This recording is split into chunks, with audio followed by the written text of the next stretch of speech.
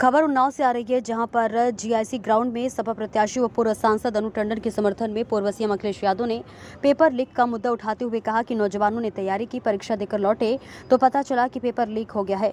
Police की भर्ती सहित 10 परीक्षाओं के पेपर लीक हुए हैं। 60 लाख नौजवान जो परीक्षा देकर आए थे। एक परिवार के अगर 3 लोग भी हैं तो 60 लाख का 3 गुना कर दे तो 1.80 करोड़ लोग सरकार से नाराज हैं और वह सरकार के खिलाफ मतदान करने का मन बना चुके हैं। प्रदेश के 80 लोकसभा सीट से भाग दे तो भारतीय जनता पार्टी का लोकसभा में 2,25,000 वोट कम हो गया है। तो यह पेपर लीक और नौजवान ही भाजपा का सफाया कर देंगे। जो नौजवान फौज में जाना चाहता था, देश की सेवा करना चाहता था, जो फौज की पक्की वर्दी पहनना चाहते थे, उन्हें अग्निवीर बनाकर 4 साल की कच्ची नौकरी कर दी। अगर भाजपा की सरकार आ गई तो हो सकता है कि पुलिस की नौकरी 3 साल की ही रह जाए। लोग पूछते हैं कि कैसे 3 साल की नौकरी हो जाएगी, तो हम कहते हैं कि क्या पता था कि बंदरगाह बिक जाएंगे, LIC बिक जाएंगी, बैंकें बैठ जाएंगी, क्या पता था कि आधी रात को नोटबंदी हो जाएगी। पूर्व सीएम अखिलेश यादव ने कहा कि भाजपा वाले गरीबों के साथ मजाक कर रहे हैं और अब गरीबों को कैसा राशन दे रहे हैं। अखिलेश ने कहा कि इंडिया गठबंधन की सरकार बनने जा रही है, अच्छा राशन देंगे, राशन की मात्रा बढ़ाएंगे, पैकेट बंद, पौष्टिक आटा और साथ में डाटा भी फ्री देंगे। महंगाई पर हमला करते हुए लोगों से पूछा कि 2014 में दवाओं की कीमत क्या थी और आज क्या है। विधान केसरी के लिए उन्नाव संवाददाता योगेंद्र गौतम की देखिए खास रिपोर्ट। बनाने से हमारे किसान जो लाखों लाख रुपए लेते हैं, कोई 1000 रुपया लेता है बैंक से कर्ज, कोई लाखों में लेता है, उनका कर्ज माफ नहीं हुआ। बड़े बड़े उद्योगपतियों का कर्ज माफ हो गया। हम अपने किसान भाइयों को, गांव में रहने वाले लोगों को और गरीबों को कह के जा रहे हैं, आपका जो कर्ज बैंकों पर है, इंडिया गठबंधन समाजवादी सरकार बनेगी, वो कर्ज माफ हो जाएगा। आपको कर्ज माफ करने का काम करेंगे। जहां इस सरकार ने किसानों को धोखा दिया, वहीं बताओ नौजवान साथियों, आपके भविष्य के साथ इस सरकार ने खिलवाड़ की है कि नहीं की है। ये नौजवान जो मेहनत कर रहा है, तैयारी करता था, अपनी परीक्षा की तैयारी करता था, कोचिंग कर रहा था, सालों साल तैयारी की, लेकिन जब वो परीक्षा दे करके घर लौटा तो वो पता लगा उसे कि परीक्षा का पेपर लीक हो गया। वो निराश होकर घर बैठ गया।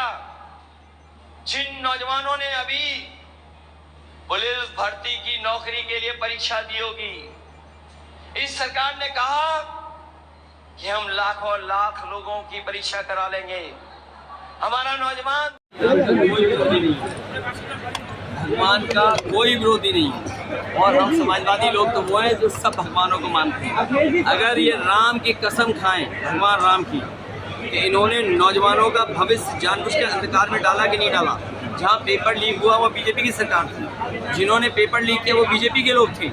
हाँ, ये मुख्यमंत्री भगवान की कसम ऐसे बनाने कि उनके लोग शामिल नहीं थे। साक्षी महाराज कह रहे हैं अगर हमने 400 पार सीटें कर ली तो पाकिस्तान में हिंदुस्तान का झंडा लहरा रहे हैं। देखिए, यही खतरा है जो बाबा साहब भीमराव अम्बेडकर जी को मानने वाले, उनके रास्ते पे चलने वाले लोग हैं, वो संविधान को कभी नहीं बदलने देंगे। जो संविधान को बदलने निकलेंगे उनको सरकार को हटा देंगे बहुजन लोग। 7 साल हो गए हैं बीजेपी की सरकार, आपके सरकार मैनपुरी में डिम्पल जी कितने वोट की है। ऐतिहासिक जीत होगी और मुझे खुशी है कि उन्नाव से अनु टंडन जी भी ऐतिहासिक वोटों से जीतने जा रहे हैं। वोटिंग को लेकर बहुत लोगों की शिकायत है। खटारा इंजन है, किस काम का है खटारा इंजन? ये बताओ, आपके भी होर्डिंग लगी होंगी बीजेपी, कहीं सांसद जो चुनाव लड़ रहे हैं उनकी तस्वीर है किसी होर्डिंग में? आप खुद सोचिए, इसी होर्डिंग में जो चुनाव लड़ रहे हैं सांसद, उनकी है तस्वीर। बीजेपी वालों ने पहले उनकी तस्वीर गायब कर दी। वो जानते हैं कि इन्हें गायब होना है। चरण की वोटिंग हो रही है, लोगों की शिकायतें बहुत सामने आ रही हैं। उसके लिए मैंने कहा कि हमारे कार्यकर्ताओं को बूथ रक्षक बन के काम करना पड़ेगा। कन्नौज में मंदिर धुलने का क्या मतलब है?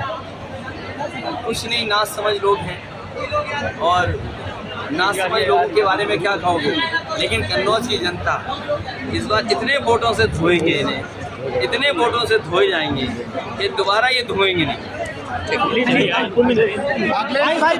भाई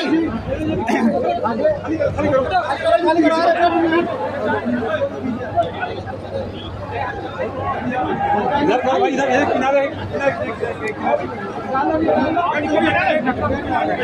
अरे इधर लगो, ये बेटा इधर आओ।